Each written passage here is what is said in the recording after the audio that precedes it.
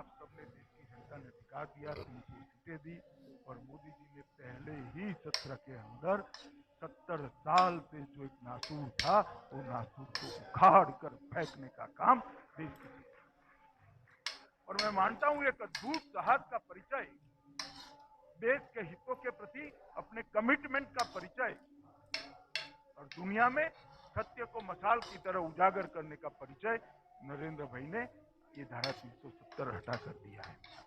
और कितना डरा, ये हो जाएगा, वो हो जाएगा, खून की नदियां बह जाएगी, भला हो जाएगा, ये हो जाएगा। 5 अगस्त से लेकर 5 सितंबर और 5 सितंबर से लेकर अक्टूबर में आएंगे। आज तक एक भी गोली चलानी नहीं पड़ी है, एक भी व्यक्ति का मृत्यु नहीं, और गलत फहमियां फैलाई जा रही कि आपने कश्मीर को बांध बनाकर रखा है। मैं आज रिकॉर्ड पर कहना चाहता हूं, मीडिया भी यहाँ है, 196 पुलिस स्टेशन है, सिर्फ 8 रहे हैं।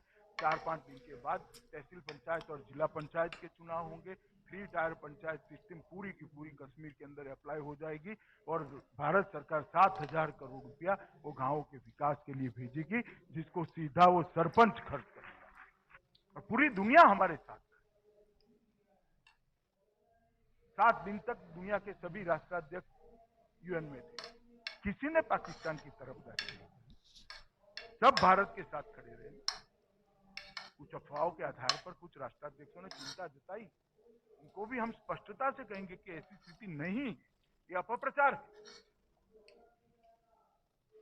सबों ने भारत के आत्मरक्षा के अधिकार और भारत की बाउंड्री के अंदर कानून बनाने के हमारे अधिकार की प्रतिपुष्टि सबने की है। पूरी दुनिया आज भारत के साथ है। मैं मानता हूं नरेंद्र मोदी जी की ये सबसे बड़ी कूटनीतिक सफलता है कि पूरी दुनिया को अपने साथ